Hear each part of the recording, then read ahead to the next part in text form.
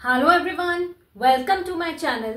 So today we will discuss a very significant topic जो लोग अपने 30s और 40s में हैं और अपने लाइफस्टाइल का बिल्कुल ध्यान नहीं देते हैं, तो उनमें किस तरह के हेल्थ इश्यूज कॉमन है ये आप लोगों से मैं शेयर करना चाहती हूँ।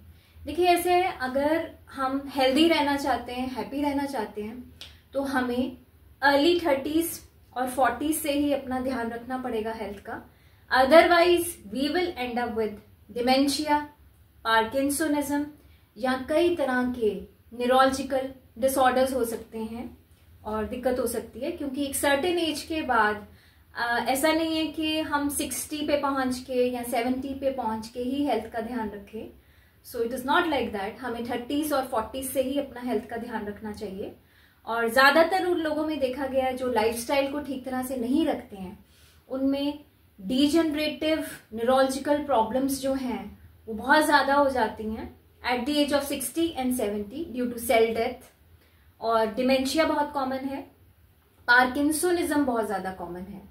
तो आपको कुछ मैं टिप्स देना चाहती हूँ कि 30s और 40s में किस तरह की चीजों का ध्यान रखना चाहिए। नंबर 1, आपका लाइफस्टाइल में सबसे पहले आपका फूड इनटेक अच्छा होना चाहिए और मेन जो ब्लड टेस्ट है वो टाइमली करवाते रहें। आपको कोलेस्ट्रॉल की प्रॉब्लम, ओबेसिटी की प्रॉब्लम, हाइपरटेंशन है, डायबिटीज है, कोलेस्ट्रॉल प्रॉब्लम्स हैं या फैटी लिवर है या किसी तरह के भी अगर अलार्मिंग पॉइंट्स आते हैं या सिम्टम्स आते हैं, प्लीज अपने न्यूट्रिशनिस्ट को विजिट करें, जनरल फिजिशियन को विजिट करें।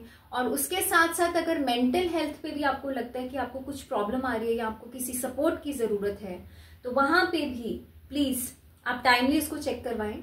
और उसके साथ साथ इंपॉर्टेंट है स्लीपिंग पैटर्न, क्योंकि ब्रेन हेल्थ को अच्छा रखने के लिए, मेमोरी को अच्छा रखने के लिए, सेल रिपेयर के लिए और ब्रेन सेल्स की प्रॉपर उसको अच्छा रखने के लिए बहुत ज्यादा इंपॉर्टेंट है एक तरह से अच्छा स्लीपिंग पैटर्न होना, प्रॉपर नींद आना 7 से 8 घंटे।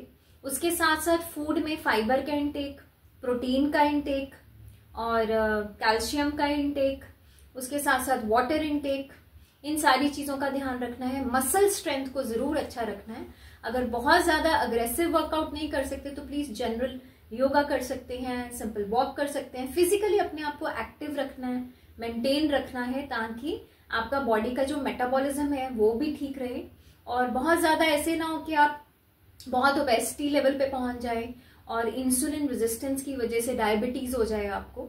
तो यंग एज में ही आपको ध्यान रखना है ताकि लेटर ऑन लाइफ में 60s में और 70s में किसी तरह की भी आपको न्यूरोलॉजिकल प्रॉब्लम्स ना हो। Thank you.